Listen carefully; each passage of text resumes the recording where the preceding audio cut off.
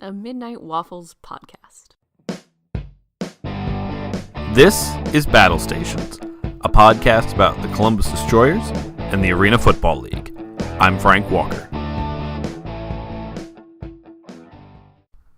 It is game week. Finally, after all the countdowns, after everything else, we are finally in game week for the return of the Columbus Destroyers, for the new season of the Arena Football League, for what I would say is a rejuvenated season of the Arena Football League. I'm so excited for what's coming this weekend. Again, this is the BattleStations podcast. We're partnered with AFLFanzone.com. You can always listen to us on any podcast form out there for the most part. Google Podcasts, Apple Podcasts, we're on Spotify, everything else. And AFL Fanzone, Scott Sawyers over there has taken the time and energy to put the show on YouTube as well now. So, I mean, it's not like there's video to it. It is still just audio only. But if that's a better way for you to listen to the show, enjoy it over there. So just another way to kind of be in with the show. All right, so here we are. We are in game week. Yesterday, Tuesday, was the Destroyers Media Day. And I was able to get down there for a little bit of it. Heard some of the different players talking.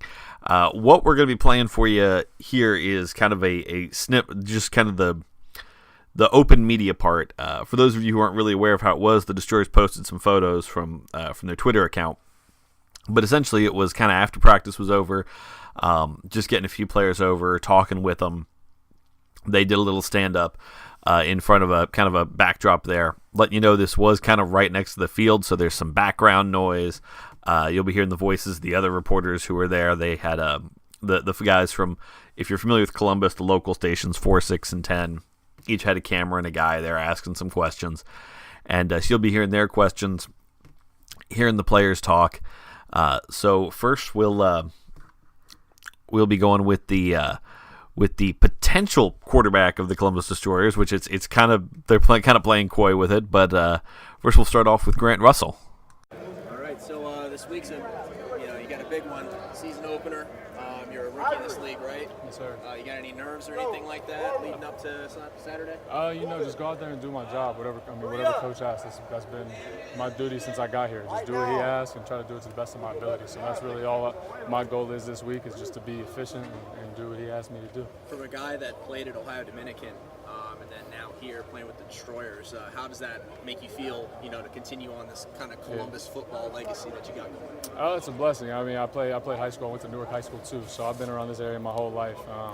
And I've been to Destroyers games in the past too, so this is, like I said before, a blessing to continue to play in this Columbus area and around people that I know and love. So I'm excited for it. What's the transition been like coming from what people would call the outdoor game to now the indoor game? It's much quicker, that's for sure.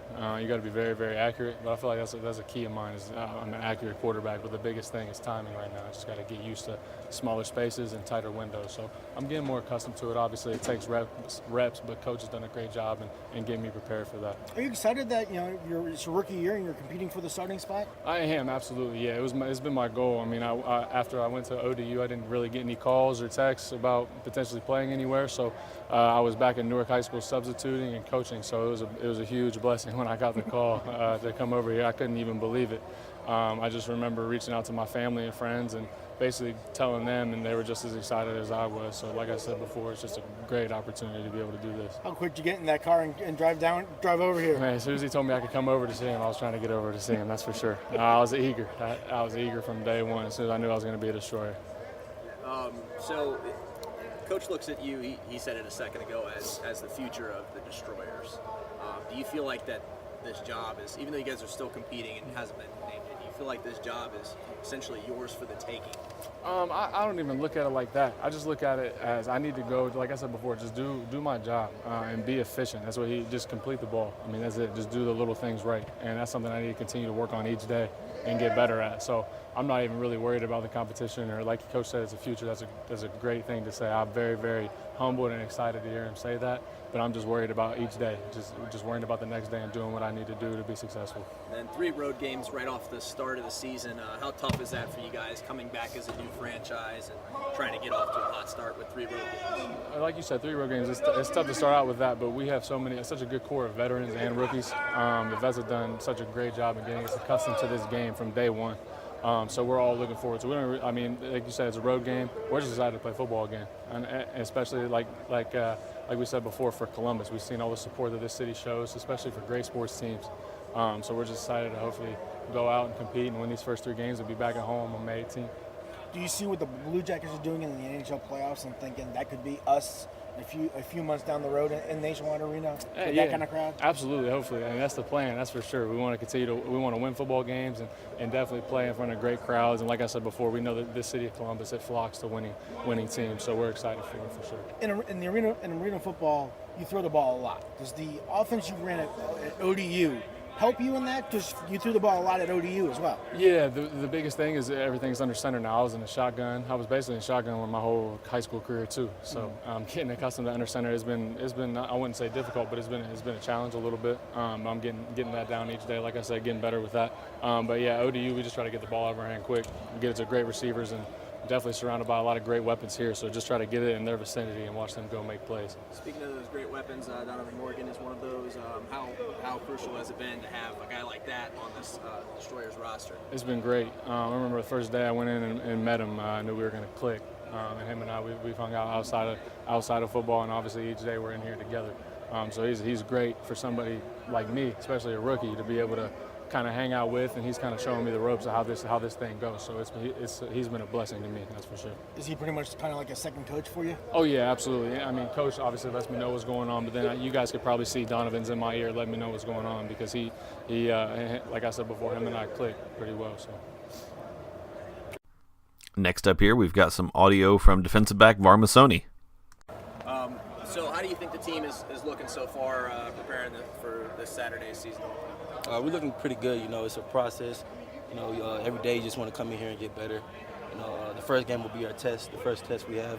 I know we have the first 3 games on the road. So that's going to be an early test for us, and that's what we want. How important is it to get a win in that first game, since this is a new franchise again and it's like a rebirth in a way? Yeah, it's important, but at the end of the day, we have a goal. At the end of the day, is just getting to the championship, the Arena Bowl. So as long as we take one day at a time, one game at a time, and not look forward to ahead, we'll be all right. Before coming into the league, did you know anything about the Arena Football League? Did you know it still existed or anything like that? I came in the league 2014, so this is my 6th year, I believe. So, I know a little bit about the Arena League. When we watch practice, defense looks incredibly tough to play in this league. How tough is it to be out there to be a DB? It's tough, man. You got a guy in motion running right at you full speed. It gets a little bit of getting used to, but we got a lot of vets on the defensive side, so I think we're all prepared. Coach seems to feel like the defense is ahead of the offense right now. And the defense is going to be the strong suit of this squad. What do you have to say to that? Like I said, Coach got a lot of vets on the defensive side, so we know the game well. We got the defensive line, all vets, DBs, all vets. We got 2 rookies in the room, So it's a vet room, and the team's gonna rely on the defense to help a lot. So we're gonna be all right. How rare is that in the Arena Football League for a defense to kind of to be the go-ahead group? It's kind of rare, A lot of teams don't have a lot of vets on their team on the defense side, So I think we're pretty vet heavy. The only team that's pretty vet heavy on the defensive side. So that's a plus for us. You always want to stop the ball and get the ball back for your offense. So I think we're going to do that. Starts with defense, right? Starts with defense. You win championships with defense. And you've been talking to the guys from Albany that you played with last year. You guys been texting back and forth or anything? Not so much, man. I'm a guy that that doesn't really want to be involved with the other team when I'm playing with. I'm a competitor. So I got that Kobe in me, that mama mentality. No trash talk or anything? Maybe a little bit on the field. And finally, kicker Craig Peterson. Okay, so how big of a whirlwind has it been for you? Because you were just in Carolina how soon? I mean, how quick was the transition was this for you getting up here? It had to be quick, and it's crazy when you transfer from one team to another. You really never know what can happen. And when I came up here, I didn't really know if I was going to be on the team yet. I had to compete against 4 other kickers, and I was blessed enough to be able to come out here, be consistent, and get the job. All right.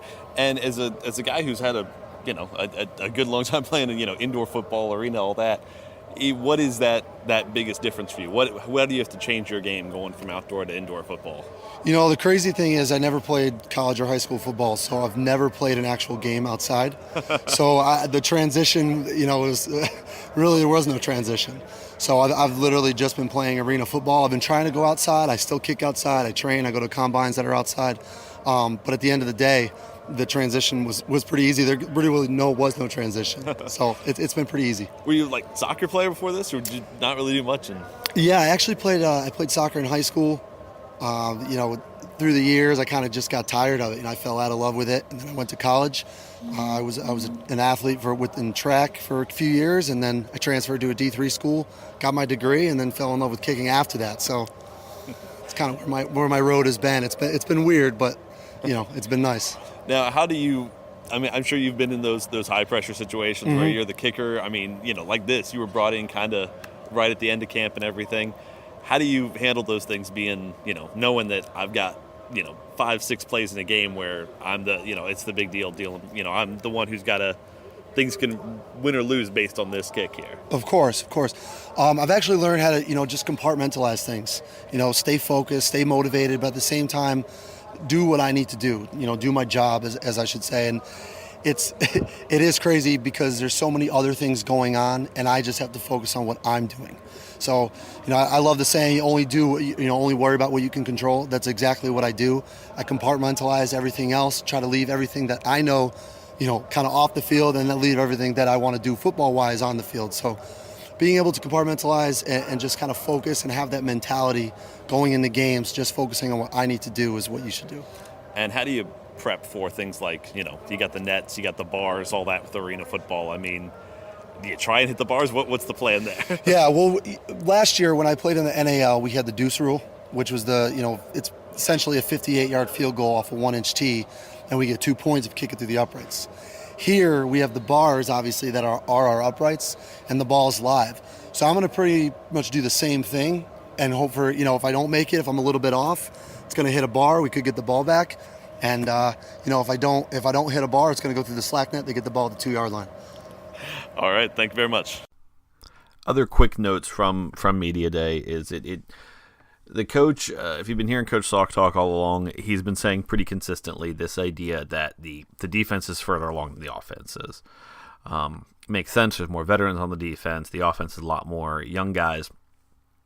So we'll see how that plays out on the field on Saturday, which, again, yes, they're actually going to be playing football. Where I'm excited is he's talked about building this thing around building this whole kind of process around Grant Russell. He's talked about how he's kind of the central guy to the franchise, which I'm interested to see how this goes. Because there's this sense in the Arena Football League, and if you listen to the kind of, I guess you would call it a crossover episode that I did where I was on the AFL Tonight podcast with the guys over at ArenaFan, there was this kind of discussion there about the need for the league to have new blood, and for the league to have kind of the next, new wave of stars, rookies, that sort of thing. And it's encouraging to hear Coach Salk, a guy who's worked with quarterbacks, a guy who knows offense, talking about building this team around Grant Russell. Because when he's saying stuff like that, I don't think he's saying it just to have something to say. I wouldn't. That's not the sense at all I would get from Coach on this. It is a situation. Now, that doesn't mean that Grant Russell is going to start right away and be a star that's going to light up the league. The team is still kind of talking about, well, we're not really sure who's going to start for the team and who's going to be the quarterback come the first game there, because there's but it does mean that I think Coach Salk sees a lot of potential in Grant to be a good Arena Football League quarterback, because there is an adjustment, and the quarterback more than anyone else getting used to, okay, only these guys can blitz, and okay, guys are going to be running, the routes are going to look different when we're actually out there on the field. So, I mean, it is a little different, but it's encouraging to hear that may be where we're at. Now, The team still has Danny Southwick on the roster. Whether he's going to be the backup of the starter come Saturday, I couldn't say. But I could see a possibility where they put Danny in to start the season as Grant is getting used to kind of how the game moves and seeing live game action. Now, are they going to play it out that way? I don't know. I could also very well see them just saying, hey, we think Grant's the guy. Let's just put in Grant and see what happens. And it's pretty common when you look at the rosters around the league, most of the teams have a veteran quarterback and then either a rookie or a real young guy. And I think there's two sides on that. One is there's obviously you always got to have a backup, but the other part of that being that you want to always be developing somebody in that quarterback role. And the main difference with the Destroyers compared to the other teams around the league is it seems that the Destroyers are the ones that are saying we're kind of thinking about building around the young guy. You're going to hear when we have our talk about Albany, but Albany's got Tommy Grady. Philly has Dan Riddebaugh. Most of the teams in the league, Arvell and out in Washington. So, it seems like a lot of the teams kind of have their guys, and they're guys who have played the game before, a little more veteran guys. So we'll see where it goes from here, but I'm excited to see that. I think the plan for the Destroyers in these early games and what we're kind of interested to see is it going to be something where the defense is just kind of keeping them in games, which is a possibility that's how they will be kind of playing it, hoping to just kind of, okay, let's stay in games. Let's see what's going on there. But I'm excited to see what happens Saturday. We're finally going to have a game. And to give us a little more insight on our opponent, the Albany Empire, we had a really cool kind of opportunity to speak with Ryan McCarthy, the Albany beat writer for ArenaFan.com, to give us some insight into the game on Saturday. Welcome to the BattleStations podcast. Ryan McCarthy, the Albany Empire beat writer for ArenaFan. How are you doing tonight, Ryan? I'm doing great. Greetings from the state near you guys. All right. It's exciting. We're finally here, finally to week one of the arena football season. How would you say this off season's been up there for the Albany Empire? Well, when I last left the Times Union Center back on July 28th of 2018, it was a shocking atmosphere. It was very eerily quiet.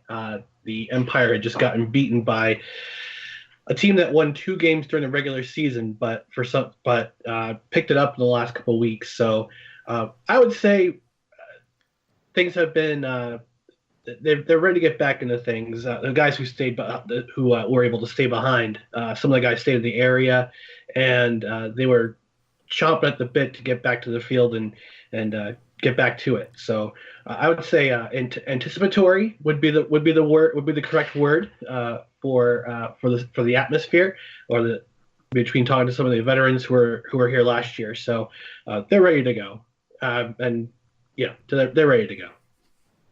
Now, it's kind of interesting looking at the Albany Empire because, just last year they were an expansion team to the league. This year now Columbus is. How would you consider kind of the mood of just the league overall from last year coming into this year? I understand in Albany the Empire are a pretty big deal at least, but just overall from the league, how would you see what's changed there from last year to this year? I think the mood is optimistic. I had written an article on ArenaFan.com, shameless plug, about how this version of the league is playing the long game. They're playing a slow approach to how they do things. And we had heard that there were going to be at least 8 teams last year, but we only got 6, which is fine. But that just tells you how the league is just, their business model is they're just very patient. I think things are gonna pick up once we get Columbus and Atlantic City going. I know Columbus, the big sports town now, with the Blue Jackets, and with the Crew and with Ohio State football too. You know, for college sports. But as far as the league is concerned, I think we're headed for an exciting time coming up in the Arena Football League. Okay, now finally getting down to what we're all really excited for this Saturday on the field. So a team like the Empire last year, like you mentioned, they had they had a really good regular season. Shocked by getting upset by the Washington Valor in the playoffs. Is this a team that really feels like, hey, it's kind of a championship or bust year, or what's their goals? You'd say. Obviously, the theme this year is unfinished business, and I actually got a chance to go to media day yesterday to talk to some of the players, talk to some of the coaches, and they're very excited to get back in the field, and they want to win a championship for the city. I know back in the day with the Firebirds, they only won one time in the 11 seasons that they were here, and if the Empire does in their second season, that would just kind of cement them in the legends of Albany pro sports. There's not many pro teams here right now. I mean, it's just the Empire and the minor league baseball team in Troy. So I think that I talked to the guys. Everybody's very excited. Everybody's very happy with the team they got. Everybody seems to be gelling together through the training camp, the 2 weeks of training camp they went through, and they're all ready to get back. They're all ready to get back on the field. They want to win. They want to win a championship for the city.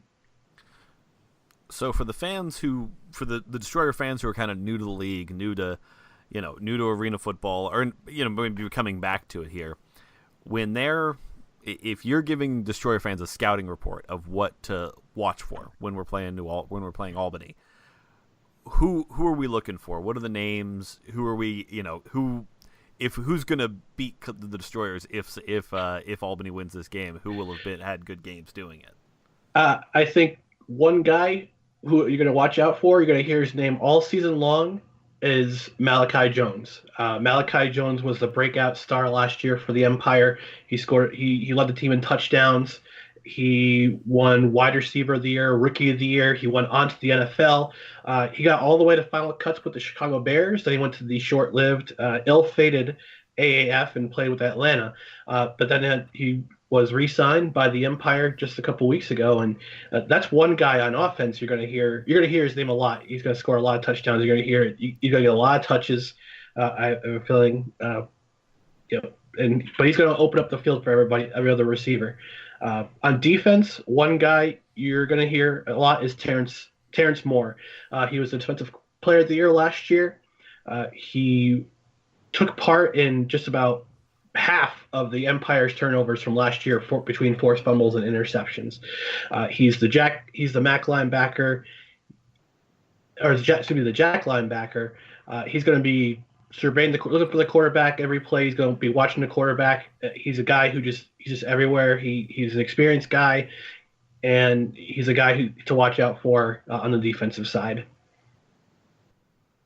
So we've heard a lot coming into the season. I remember we heard a lot about the atmosphere that's at Albany Empire games. How would you describe it for people who've never been to one, who've never been to a game in Albany? Loud. It gets loud. Even if the place isn't sold out, Times Union Center does get loud. You get 10,000 fans in there. Hopefully to sell out on Saturday, it's going to be loud in there. So for opposing offenses, they're going to have to do some fancy things with signals or with snap counts. It's going to get loud. It's going to be a loud atmosphere. It's going to be a raucous atmosphere. Albany loves their teams. They're loyal to them. They're loyal to them, especially if they win. So if you're a Destroyers fan, if you're a guy playing for the Destroyers, some of the guys on the Destroyers team last year, they'll tell you it gets loud in that arena.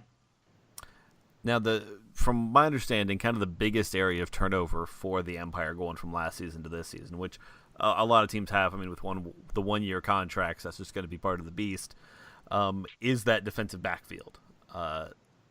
Is the team concerned about that? Is it something where through training camp they think no, we think these defensive backs have got us? Where's their What's this feeling like there?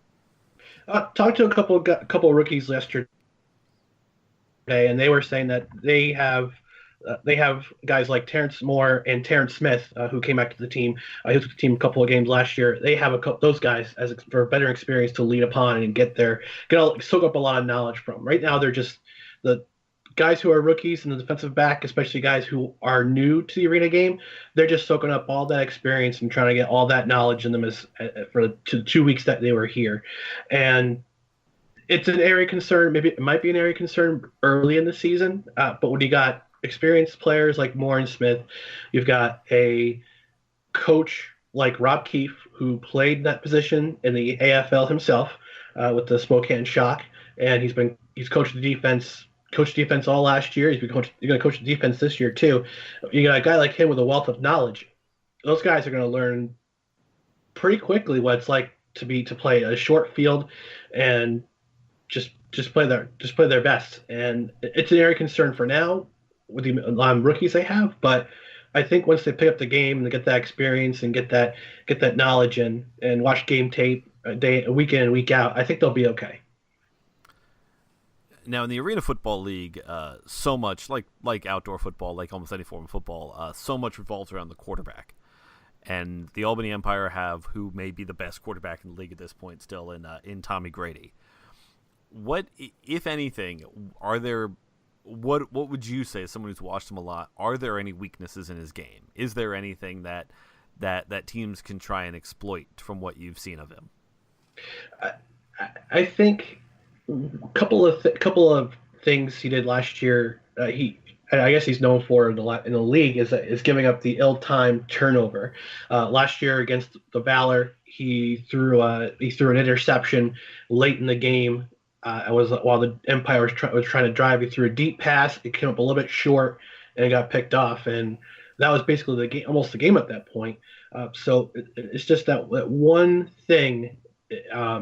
He just has that. It just unfortunately just happens to happen that way, in late in close games and when it's late in close games. So otherwise, he's got a lot of intangibles. He knows how to win. He is experienced. He knows the league.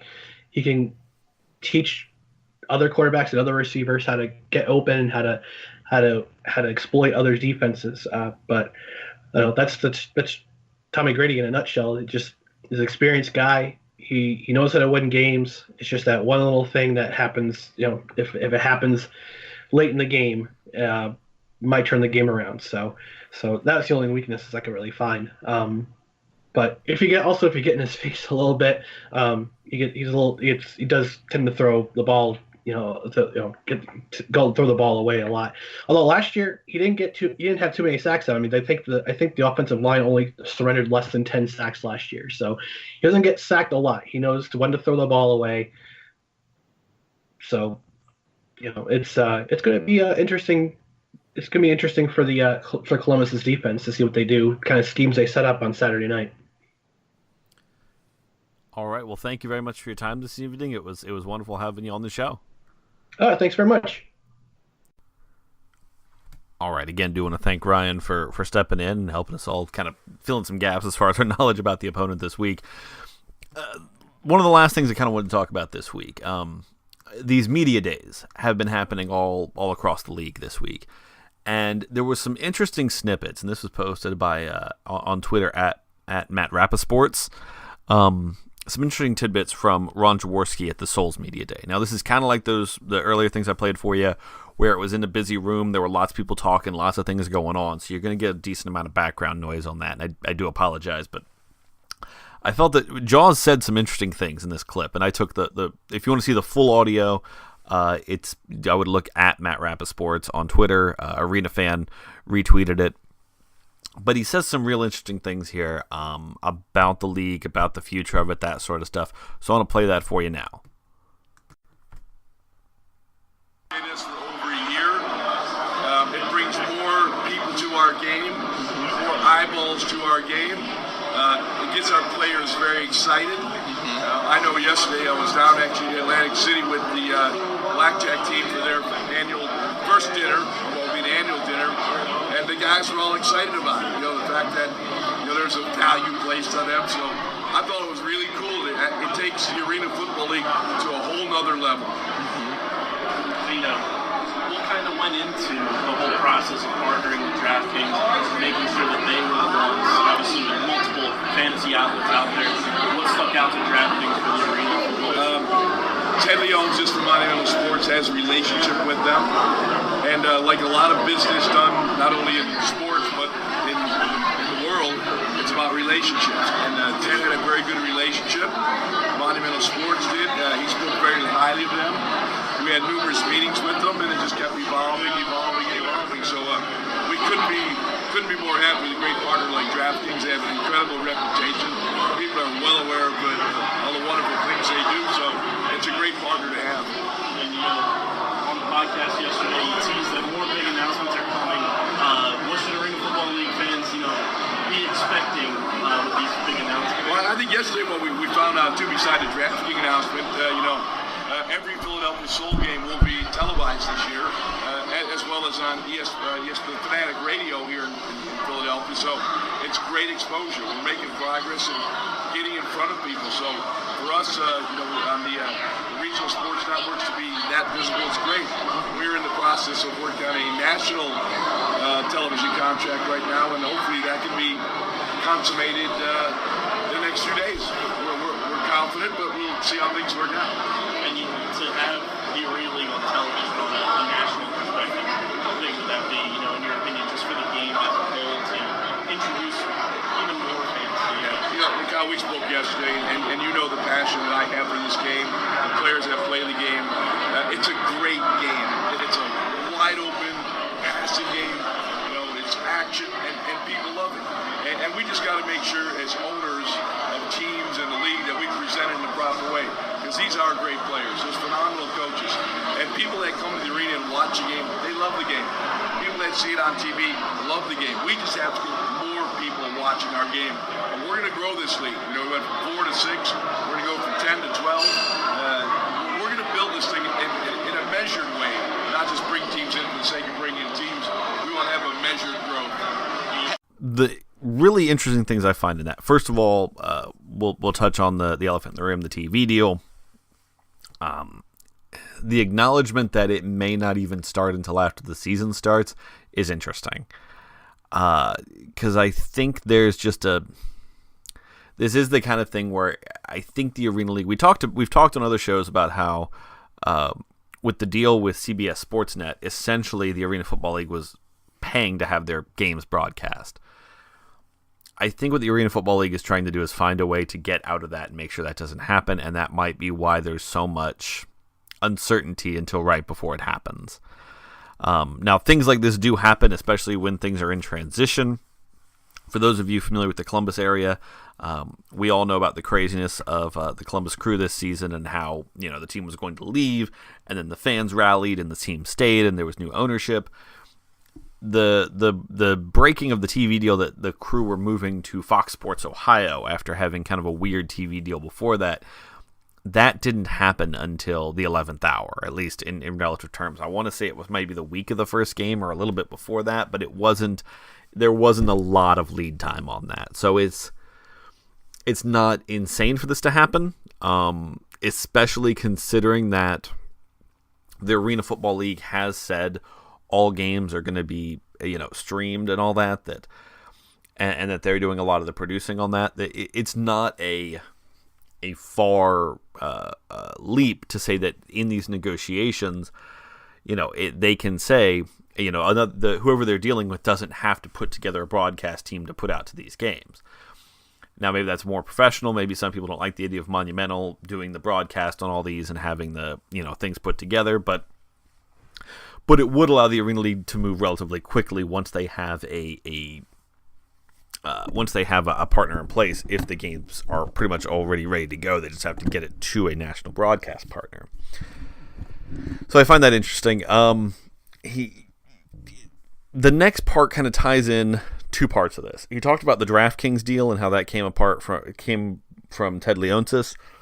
If you're familiar with Ted Leonsis is real big on the gambling aspect of sports and the idea of creating alternate kind of revenue in it. And it was interesting that article we mentioned a few weeks ago from the Washington Post, and I've heard this other places, is that Ted Leonsis is interested a lot in these arena-type sports, basketball, hockey, and arena football, because he almost likes the idea of a sports arena being like a mini amusement park, where you have this main big event, but you also have other things going on. Like I know that in Capital One Arena, they've got a restaurant there that's kind of leaving, and it's going to be opened up as a sports book inside the arena. So just that happening. So Ted Leonsis does have a lot of relationships through that. And it kind of ties into the expansion question for two reasons. Jaws mentioned expansion happening purposefully and not just, wherever we can get a team, but them having really thought it through. Now, from what I've heard from people, the question of expansion at the league offices, the way it was described to me is that it's discussed hourly. And I think the intent was in saying that is that it's kind of always there. It's never really something where they're like, okay, well, we won't worry about expansion. It's always there in the league offices where they're thinking about the next steps, talking to people about the next steps, how that's going to go. And he mentioned relationships. I've also heard in places that Ted Leonsis, he uses relationships with DraftKings to try and get this deal done. That Ted Leonsis, being someone who owns both an NBA and NHL team, has those relationships around the league, both of those leagues, the NBA and the NHL. And my idea is that he is talking, and as well as what we've heard from other places, he is talking with NBA and NHL owners about trying to get involved. Whether that be they actually have ownership, whether it be working with them to get into those arenas, I couldn't say exactly what that is. We've heard talk that he's, had discussions with people who are involved heavily in Detroit about Little Caesars Arena. It's just interesting to hear that these things are happening and that these relationships are how things may play out. So I wouldn't be surprised, as much as on this show I've stumped for or talked about certain cities being where I think the Arena Football League is going to go next. It wouldn't surprise me to see it kind of follow a path of going into NBA and NHL arenas. That happened with the Destroyers. It didn't happen with Atlantic City, but Atlantic City is also kind of a unique situation because, it wasn't Leonsis. Apparently, Leonsis wanted them to put a team in Atlantic City from that Washington Post article we read. But also, it's a little different because since there's nothing in that city's arena and there's pretty much no other major teams to speak of, it may be another situation like Albany, where if that team can kind of set up and take off, they're the big show in town. So it's a little different avenue there. And you might see what I would like to see going forward, and maybe this is a plan, maybe it's not, is for the Arena Football League to have a mix of those types of cities, to have a mix of a Columbus where, hey, there's a big-time NHL team here who's now, pushing through the playoffs or, maybe going to an NBA city, and then a mix of cities where there's just not a lot of other big games, but there's an arena. That's where I think like Louisville makes a lot of sense because there's nothing else. Other than Louisville basketball and Louisville football, University of Louisville, there's not a lot of competition, especially once you get into the summer months. There's minor league baseball, but that's about it. So I find those aspects of this interesting, talking about that importance of relationships and how that may influence what happens going forward. And again, that may be part of it because once you get into, like right now you're in Columbus and you're in Atlantic City. But let's say, I'm just spitballing here, no inside information on this, but let's say that the next expansion they can do, let's say they get into Indianapolis. And they know, they get the ownership of the Pacers somewhere involved. Well, who knows where those relationships go? Who knows who the Pacers have friendships and relationships with that may expand into those areas as well. It's a lot of this is kind of speculation, but it's interesting to see where things may go. And it's interesting when these guys kind of let some things slip publicly that help us know what's going on. Now, Saturday's coming. A lot of people can't actually make the drive up to Albany. I understand that. So let's talk about how you're going to watch the game on Saturday. The league hasn't done a great job of publicizing all of this, so I feel that I need to have a little quick discussion with everybody about it. One, the team is doing a watch party at Half Pint in the Arena District. Cool restaurant down in the Arena District. I'd say if you get a chance, definitely go. It's a good place, good food. So that's one way of doing it. The others, I believe the game will be on television. There's some things that point to that. Because nothing's official, I don't want to promise anybody that and not happen. Because until something's official, it's not official. It's just, speculation and what you hear on the grapevine and everything else. The way I know you'll be able to watch it is on Monumental Sports Network. And I've talked about this, or I tweeted about this earlier this week. It's one of those things where it's out on like Roku and like Chromecast and some different platforms that way. I know they do a free 7-day trial. So I would suggest, if you're someone who is not easily dealing with sport or with technology stuff and setting things up, I'd say, hey, give yourself a few minutes, tonight, tomorrow night, Friday night, whenever you get a chance to set it up, make sure everything works. You can test by watching old games, or hey, you can set it up and check out the Friday night game this week, which I believe is Philadelphia and Atlantic City. I don't remember off the top of my head. I'm going to check real quick here, but no, Washington-Baltimore is the first game. Friday, and then Saturday afternoon we get into Atlantic City, Philadelphia at 3:30. So you got a chance to catch a couple of games before that, but that way it works. If something else gets announced in the meantime, as far as ways to go about it, watch on Twitter, watch on all those good things. I'm sure the news will come out, and we'll have that information going on. I was doing one more quick check just to make sure the news hadn't broke while I was recording the show here, but yeah, definitely kind of an exciting week. I'm excited about it. I hope you guys are.